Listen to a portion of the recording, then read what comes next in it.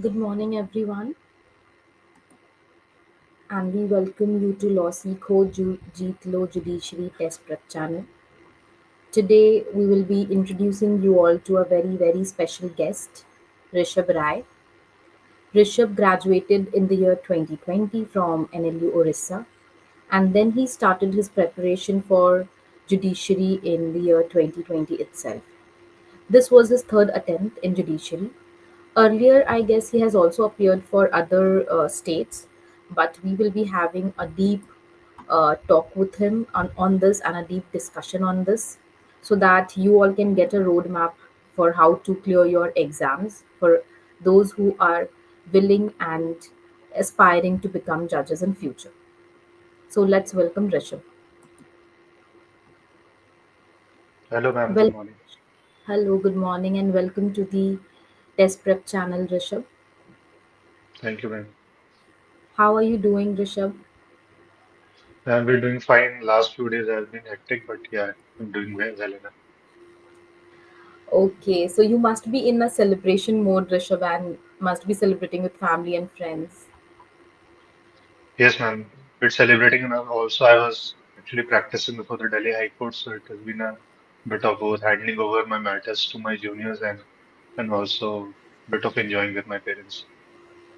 Okay, that is great. That is great. After a hectic, I guess you started preparing in 2020. So after that hectic preparation stage, now when you are getting to enjoy the fruits of it, I think it must be really a different feeling.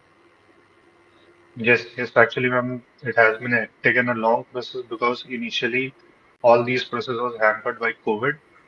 And this MP judiciary exam also was stayed by the Supreme Court for almost 10 years. So it has been a long, very long journey. So Rishabh, after this you know, after so much of struggle, because this is actually a struggle and a war in itself, like you are fighting a war with yourself, with your dreams and everything. I would like to congratulate you on behalf of our whole team, and we are wishing you success in future also. So today we will be Thank you. discussing all the secrets which you have which you know now, which you have got to know about judiciary exams, so that the future aspirants can take help from it. So starting from the very thing question, like a very normal question, Rishabh, why did you choose to take law and why judge as your career? I think, first of all, ma'am, the law was not my initial option because I had science team in my 11th and 12th. So I was primarily focusing on doing engineering. But when I started preparing, I realized that engineering is not my cup of tea. So I had to shift to the law. And eventually, during the graduation in my NLU Odisha, I was inclined towards the corporate setup. And it was only when I interned with retired Chief Justice of India, N.V. Ramanna, that when I had a brief communication with him, that he's told me that what I intend is that either you practice or you give a shot to a these judicial service examination. And from there, my inclination towards the judicial services, that was the inception point. And thereafter, I started preparing in the 2000 year in the year 2020 for the judicial service examination. So that was the first. He was actually the first person who told me that you should give judicial service examination because we need good people who can contribute to the lower judici- to the lower judiciary. Rishabh, I think that's a great experience. Very few people get to, encounter with, because interning with such an esteemed person itself is an achievement, and then he's seeing that Yes, ma'am. potential in you, so he's Yes, seeing that he potential was he's very himself. kind enough. And also that, this is, I think this is destiny also, because you also took that advice. You also felt, you also saw the same dream, that yes, you saw the same potential in yourself. So Yes, it's ma'am. been long. He was very motivating, and that internship experience was actually the turning point. Yes. And then after that, how was your journey, Rishabh, for MP judiciary, especially because you were preparing since 2020? So I want to know, like for this exam, if anyone is aspiring to sit for MP judiciary, what are the what is the basic eligibility criteria? Now, do we know that the 3-year rule must be there or will come into thing? But apart from that, if you can give us some other criterias also, and what is the syllabus and scheme and pattern of this exam, if you can give in brief. Yes, ma'am. So what the MP Judicial Service examination was when I gave way back in 2021, and now it is entirely different. Initially, there was not this 3 years rule. Now, the in the moment which I qualified, there was two rules. Either you have a 3 year practice, or you should have a 70% graduation. And now with the Supreme Court judgment, there is only one rule, and that would be you should have a minimum 3 years of practices. So when I gave in way back in 2021, uh, the initial issue which came to me was that regarding the prelims examination, and that was that I was uh, I was doing my preparation from myself only, so I did not have much command over the Bayer Act, and that was the turning point. And so initially, I had to refer to these YouTube channels to get a hint of what could be my guidance towards this prelims, and that is where I realized that you should have a command towards the Bayer Act for prelims. And so in MP, in the prelims examination, their entire focus is on the Bayer Acts, and they'll ask most of their question from the from the Bayer Act only.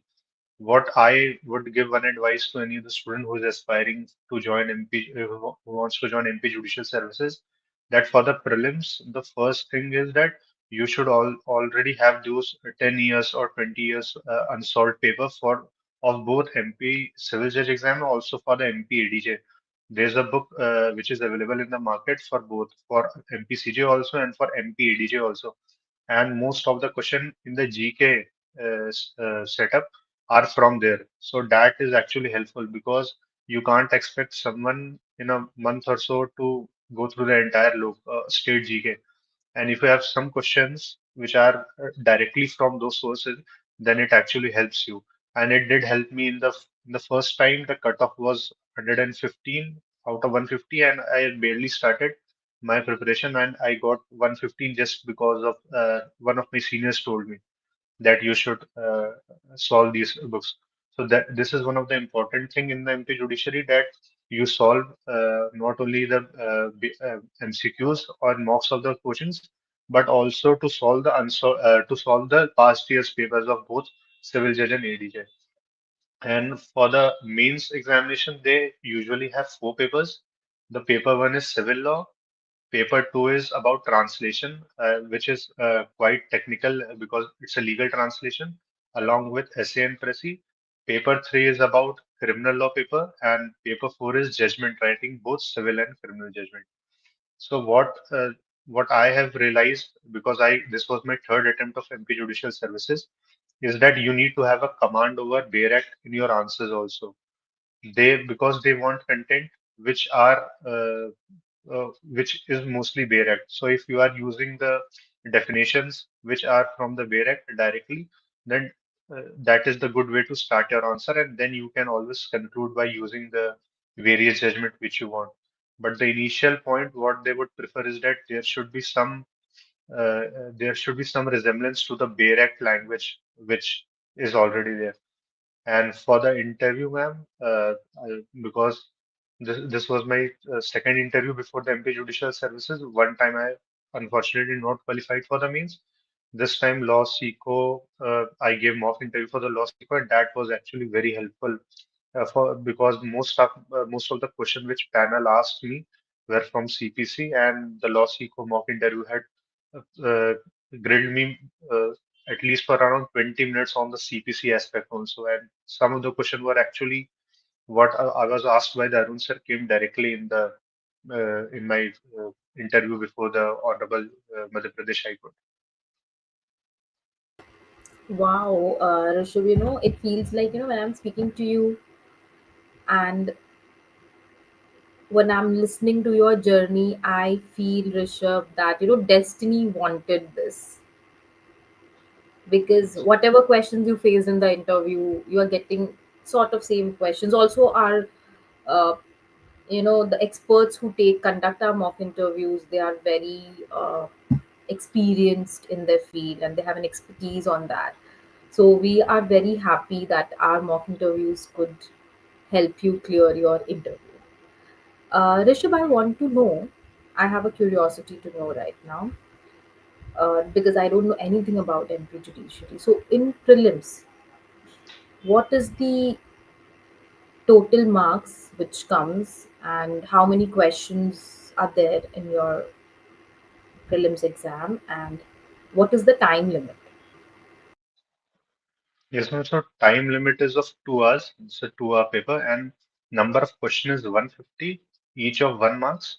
And initially there were 110 question based on law and 40 question were based on English and GK. But now recently what they have done is that, as far as I can remember, 120 question are from law and 20 and rest of the 30 questions are from both GK, computer, and English.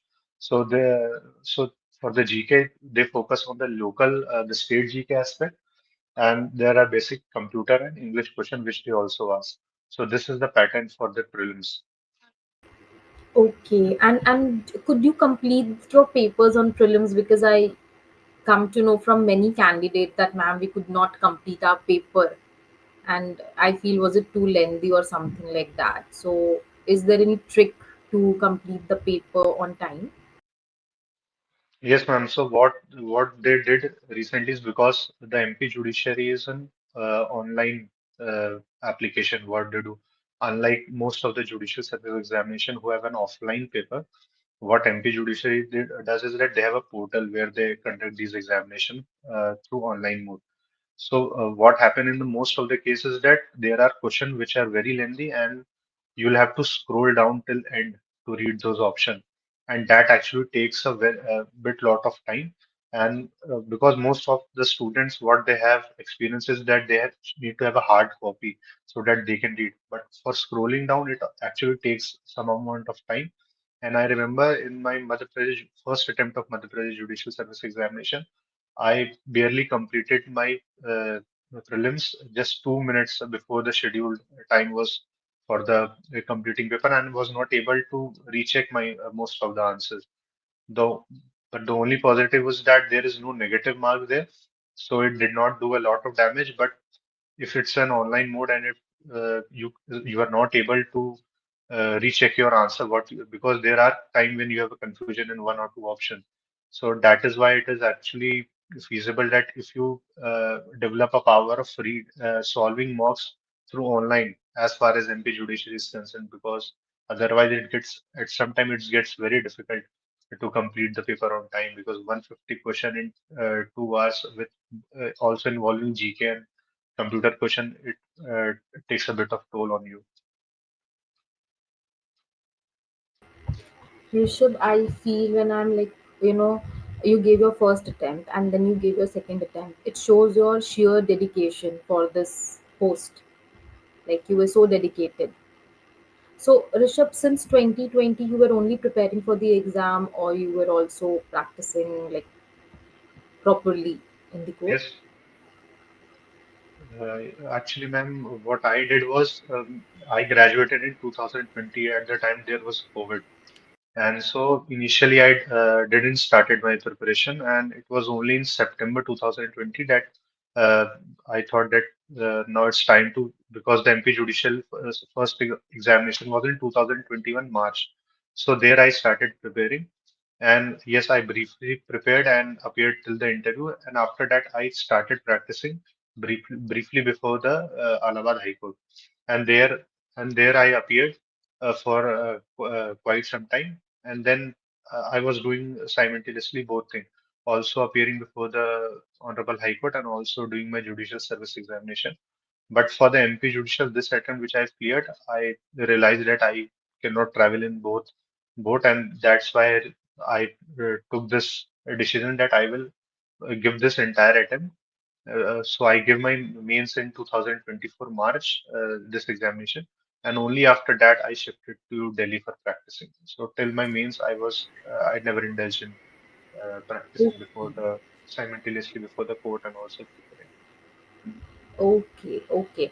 Do you think, Rishabh, it's difficult to, like, if someone is in a job and he wants to give judiciary, or if someone is practicing full time and wanting to give judiciary also? So, how can you, like, if you can suggest how to manage your time and preparation? Or should we, like, Yes. fully prepare and then start practice? What is your suggestion? Then my suggestion would be that you can actually, if you are in a job also, you can also practice it, but for that you need a good mentor guidance. If let's say someone is enrolled in Law Seco and if he's also doing his corporate work or he's also doing his job, then in that case it gets a bit easy because there is someone to guide you. But if you are doing it individually, personally for me, it was very difficult to manage both the things as preparation requires its own ample amount of time because every examination has its own unique way of uh, attempting it. So you need someone to guide you because there will be times that you will be so fed up with the amount of work which you are doing in your job because they're also paying you, so you will need to be honest there also. So you cannot have that you are preparing at some amount of time and that is hampering your work. So you need to have a balance of both. But yes, you do get time. Usually get to used to get some amount of time for my preparation because the courts used to get over by 4 and chamber practice was still 8 or 9. So there was still time for me to prepare for 3 to 4 hours in the night. Okay, Rishabh, that's nice. Like now after the 3 years rule, we see that many students and many aspirants who are actually wanting, they have shifted their focus. Like, I truly believe that if you are really passionate about this service, if it's 3 years, 5 years, 10 years, you would want to clear it anyway. Yes. But we see many, you must be also seeing people around you getting demotivated or having a confusion and doubt how to keep your preparation proper for 3 years. Like, what should be your schedule and what should be your routine like? So, Rishabh, do you have any like suggestion on the future aspirants who will be sitting after 3 years? Like, what can they do in their initial years and how to maintain practice and their preparation together? Yes, ma'am. So this would be why the real motivation for at least for me was that why I want to join this examination, and that's why I even because this I took a lot amount of time to clear this examination, but that energy was never drained out to me. It did for some amount of time, but it never actually faded away. So there was still in me that I'll have to clear this examination. So therefore, what is necessary is that you need to have why are you preparing for this examination? Why do you want to join these services? So if a student, even if there is a three rule, I know it does not sound very good for a law student who has just graduated from his college that he'll have to practice a 3 year. But if he has that in him or her that why they want to join this examination, they'll be motivated. And actually, the practice, this 3 year practices, although a bit long, but it actually shapes you in a better way to understand the both the procedural aspect and also the substantive aspect of how the court function and how these law are utilized in day-to-day functioning of the court. Because initially, when I was preparing, I was only reading the bare text and notes. So I had a bit of understanding, but it was only when I joined the chambers of my senior that I realized that how it is used in the practical reality.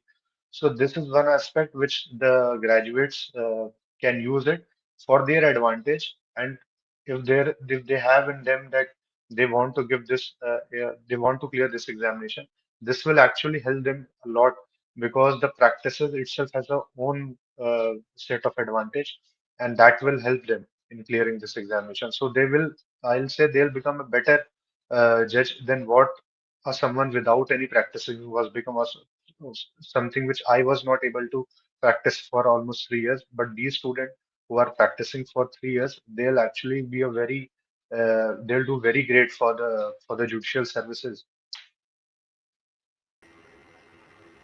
Thank you so much, Rishabh. That would be really, really helpful for all the aspirants who will be watching this, because everyone is confused, and this is a very, very good piece of advice. I can just relate to this also. So, to all the aspirants who are watching this, you can see consistency, as Rishabh is mentioning, is the key, which he has maintained. And also, if in this 3 years, if you all be consistent, then you that nothing is impossible. That is what I realize and I see every day. Rishabh, uh, I want to know from you, from your experience, what mistakes one should avoid during preparation.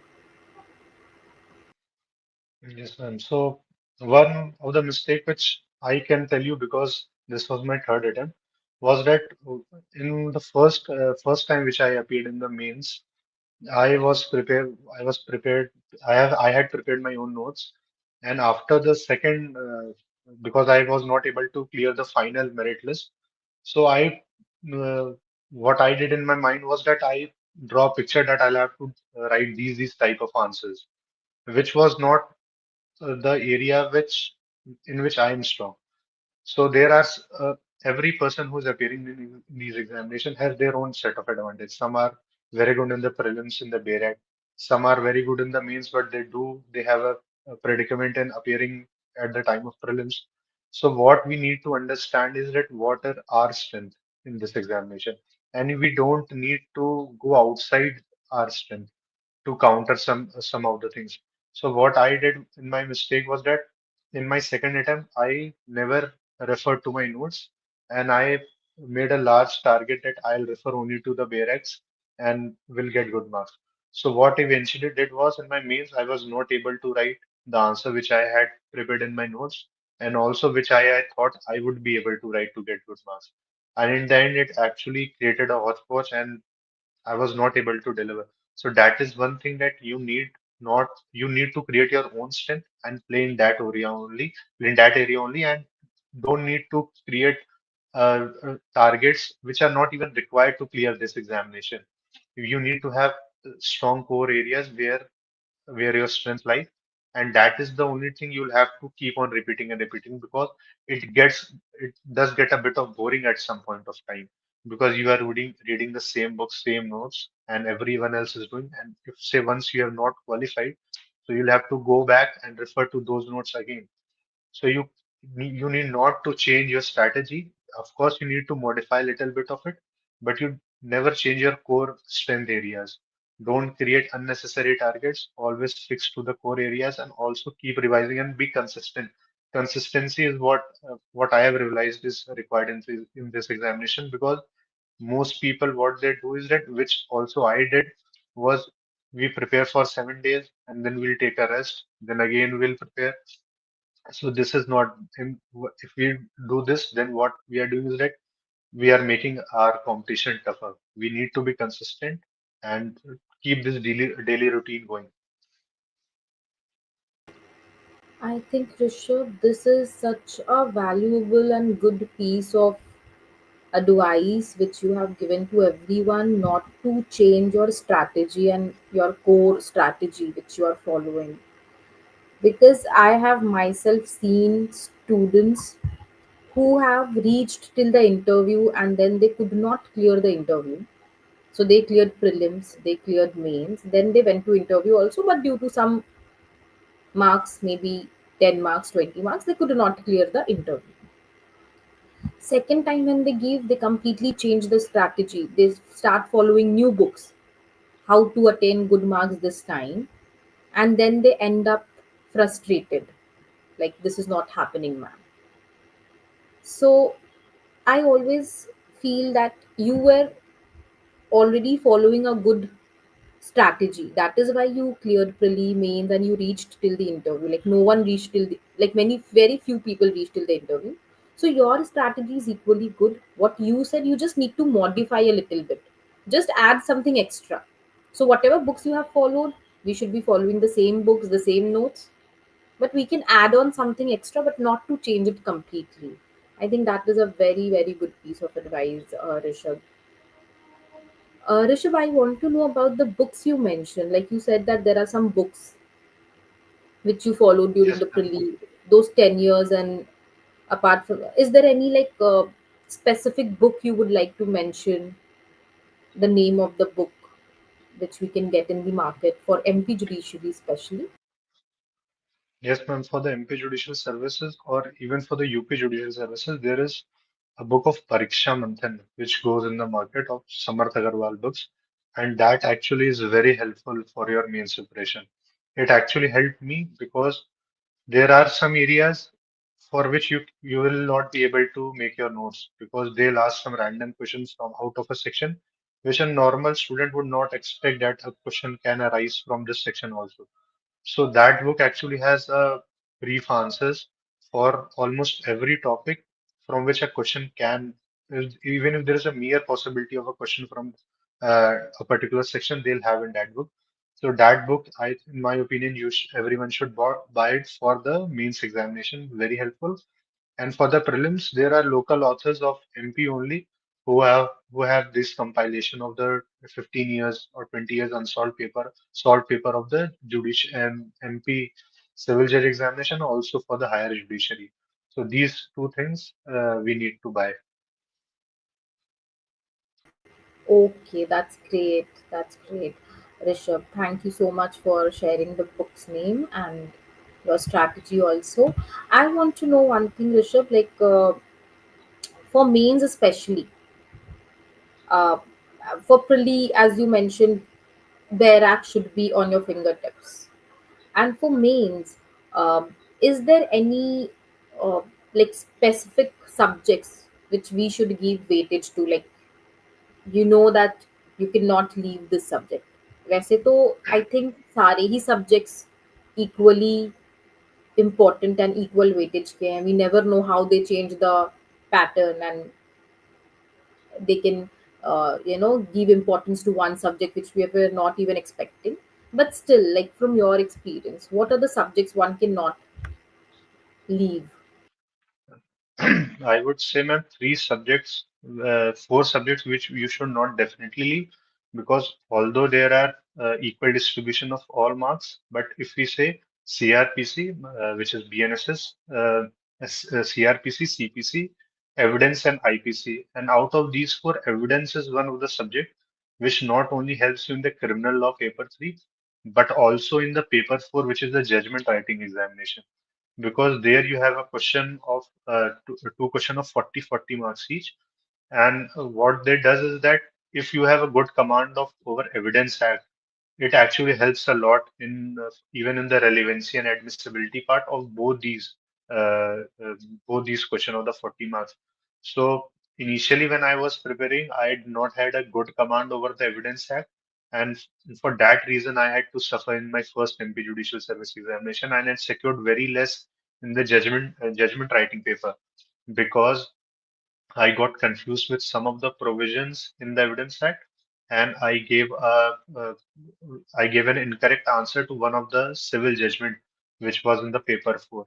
So, in my opinion, although there is a equal distribution of all these subject, and you'll have to give utmost respect to both Negotiable Instrument Act and also to the MP accommodation along with CPC, because the local law MP accommodation is just 45 sections and CPS is almost order 51, but still they have an equal distribution. But evidence is one subject I would say that it actually helps you also in the paper four. Okay, Rishabh. And back in when you gave the exam, was there this new criminal laws in your syllabus or old only? No, no, old only. It was asked me in the interview, but in the mains it was the old criminal law. Okay, okay. Rishabh, uh, this is like, do you have any specific advice on how to, or suggestion on how to prepare for judgment writing paper, and also if there is any specific book which one can follow? So two things for the MP Judicial Service. if we want to see, there is actually what happened is that every state has its own unique way of attempting or convicting or acquitting a person under a particular section. This is what I have realized. So, for one, a common book from which you should start is the Robin Jeet book for the judgment writing examination. He's actually currently serving as a judge, and it's a very beautiful book for which we should rely at the time we are starting our preparation. We should go for the Robin Hood book for both criminal and civil law judgment. It actually helps you in a good command over this judgment writing paper. But apart from that, what I did and what my one of my friend Chinmay, who told me, who guided me, he told me that if we can also refer to the civil court and session district and session court judgment of the MP also, which is available in their website. So what we used to do is we used to randomly download some of these judgments passed by the judicial magistrates, and we used to go through. So in MP, in the judgment writing, they will usually ask the question in the criminal side of the judgment writing, only those offense which are up to 3 years. So they don't go beyond 3 years.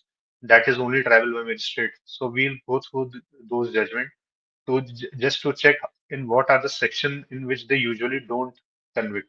So in NP, what I realized that, for example, let's say section 294 of the IPC, they don't usually used to convict there, and there was acquittal. So this is one thing we realized, because 294 is that someone need to listen if a person is abusing why the victim, then in that case there need to be a third person who is hearing those abusive words, those obscene words. So that always leads to acquittal, because there are circumstances where there are no third person who is the direct evidence in that case. So this is the rule in the MP, that they don't usually convict, mostly because there was no third person who has listened those abusive words. So this is one thing which when you will go through the state specific judgments of that court, you will realize that these are the things which we should also need to understand, why they don't convict under this section and why they are acquitting under a particular section. So these two things, Robin Hood book, and also if you have a time, then in that case you can read some of those lower court judgment to get a more of resemblance in the examination. Rishabh, this is a very valuable information we got from you. I don't think anyone has given this, or I have ever come to know for judgment writing. Downloading those district court judgment. It's easily available on the website, Rishabh.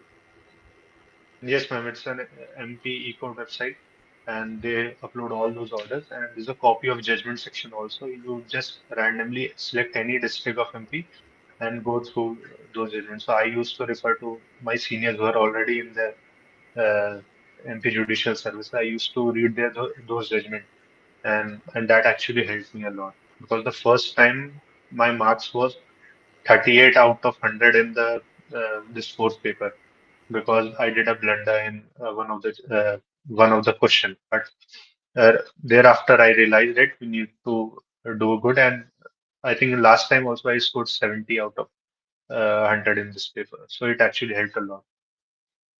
That's very valuable piece of information to everyone who will be watching this.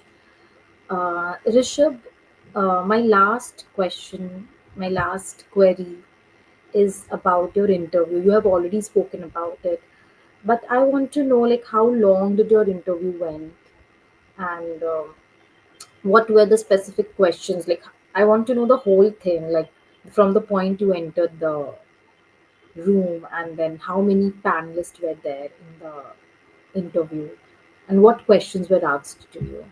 If you can tell us in detail. Yes, ma'am. So my interview was on 29th of October this year only, and the interview was my schedule was for around 6 p.m. and it went for almost 30 to 35 minutes.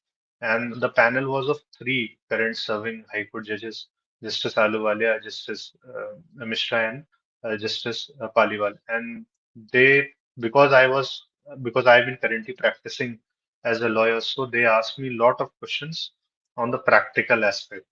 And when I told them that I am practicing mostly in the criminal side, so but they never asked me mostly questions on the criminal aspect. Most of their question was based mostly on the civil side, and they asked me pretty tough questions on the civil aspect.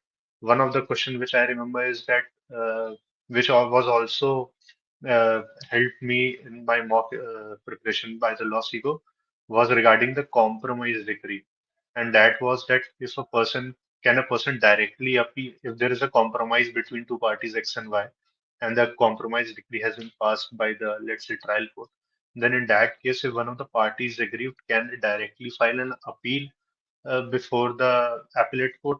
So what the Bare Act says is that there is an appealable order section under 43, and that allows you to file an appeal from a compromise decree.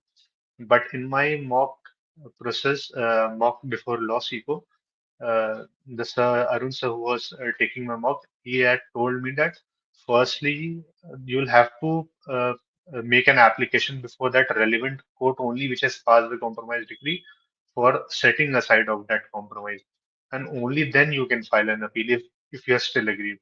So that is one point which where they also grilled me before the panel of the High Court judges, and so that why I was able to tackle. Another question which I remember was uh, that was can an injunction suit simpliciter be brought without asking for any declaration? So this was one of the questions. Then they asked me on the rejection of plaint is that if a plaint is insufficiently stamped, then in that case, as a judge, what would you do? Would you directly reject the plaint, or do you have any other option? So this was one of the question, and that was that you can always grant time to the parties uh, to rectify those mistakes. So they asked me if I would give grant time. I said yes, I would grant some point of time, let's say 30 days. So then they said, what if even after the expiration of 30 days, the parties does not rectify those insufficient stamp defects? Then in that case, what would you do if an application is moved under relevant section of, let's say 151 of CPC, then in that case, what would you do? Then suggested to my lords that if there are sufficient ground, then in that case, I would grant the liberty that plaint will not be rejected. So these are the aspects which Arun sir had particularly focused in my mock interview, that he asked me lots and lots of questions on CPC because I am not practicing mostly on the civil side, and it was only that his input that in my last 2, 3 days, I went through most of these judgments of the Honorable Supreme Court to get a taste of what kind of question they will ask. And they did actually help a lot in my civil aspect because they focused mostly on the civil side. Wow, Rishabh. Whenever I'm coming to know about your journey, then your interview day, I can imagine all the hard work you had put, from taking mocks, from preparing for the exam, for dedicating your years for this exam. Everything is up, every moment, I guess, is an inspiration because the ones who are preparing, they can relate to this, that it's a struggle and in itself how easily you get frustrated during your preparation days. So did that happen with you also, Rishabh? And how did you how did you keep yourself calm and motivated? Yes, ma'am. So this thing, because I took a lot amount of time to clear this examination. So there were phases when I was very mentally drained up with this entire process, and was always thought I had a chat with my dad and told him that I think I want to join some setup for my chamber practice with a senior, and I don't think I'll intend to went through this process because it's a very tough process. It actually takes around 7 to 8 months, and if you are not clearing it, then again you'll have to go through the entire process. So what he told me is that if you are thinking of from the financial around that it is hampering or impeding your success, then that's a very bad reason to leave your dream. So he always told me that you need to push yourself and let's try one more time and see what are the mistakes, because if a candidate is not being able to clear an examination, which I was not able to do at least two times.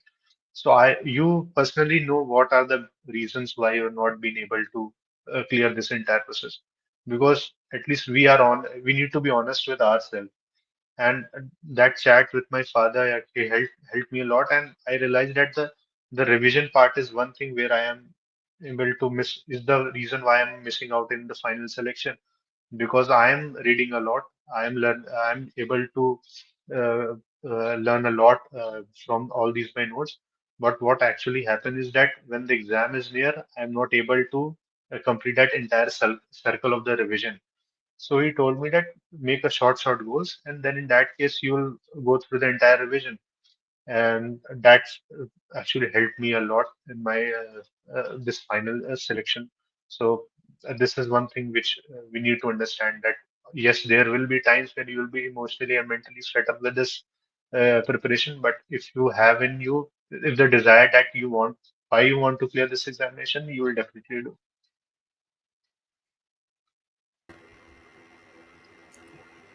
So, Rishabh, I guess many a times students don't speak out, mainly with their family members.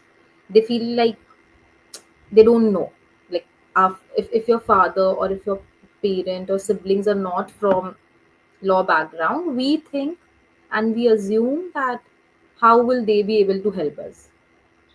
How will they understand our situation and how to prepare for this exam?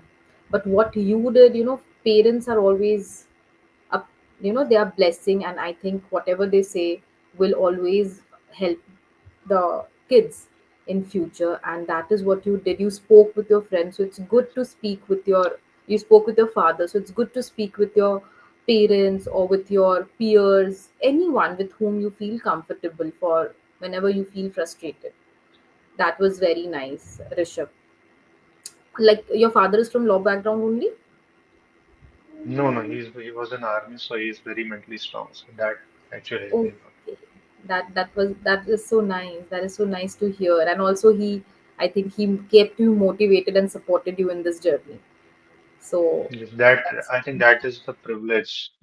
Most students don't get this privilege, I realize, because there are family pressure. But he always backed me that you can always give more chances.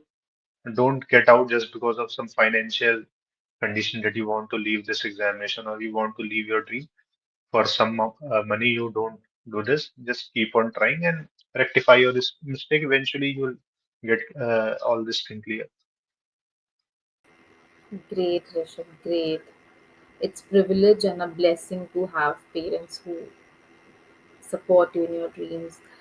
So, Rishabh, I like we have come to the end of the session, and if you want to give any last minute tips and trick, like you have shared so many, but if you want to say something to the viewers, anything from your side, feel free.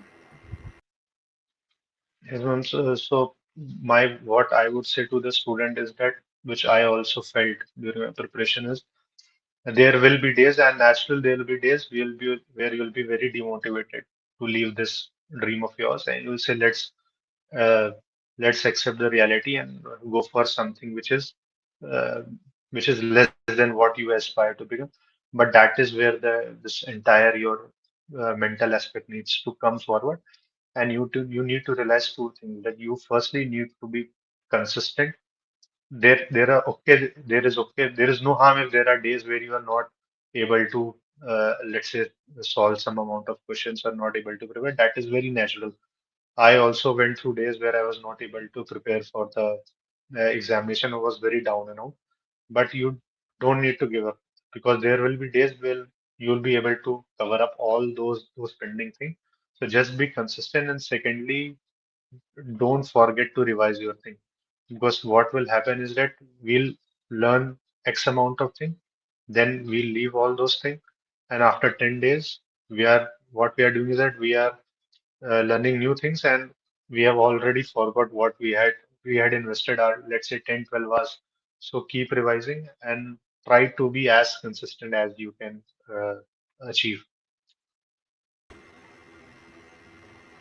Thank you so much, Rishabh. This brings us to the end of the session, and it was a great session, Rishabh. Interacting with you, and I saw your clarity, your experience on the strategy of the exam, what expectations you can have with the exam.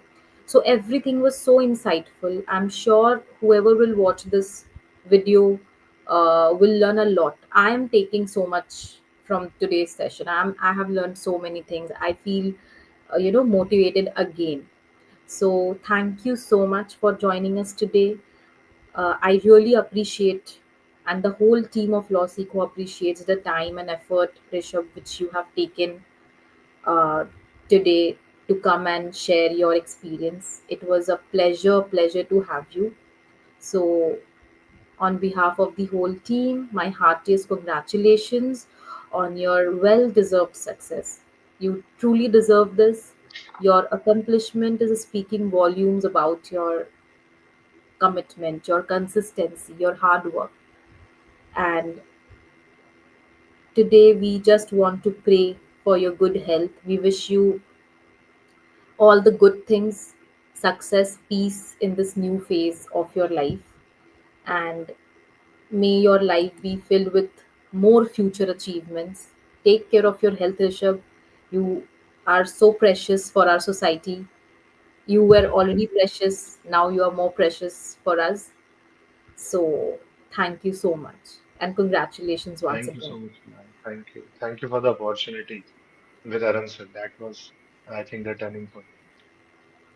Thank you, Rishabh. We are happy that you could benefit from the sessions. And one thing which I truly feel about you from the time I'm seeing you is about your humble nature. So that is one quality, and it's a very rare, like it's rare also, and also it's a very precious quality. So always be like this. We need people like you. Sure, man. Thank you, Rishabh. Thank you, man.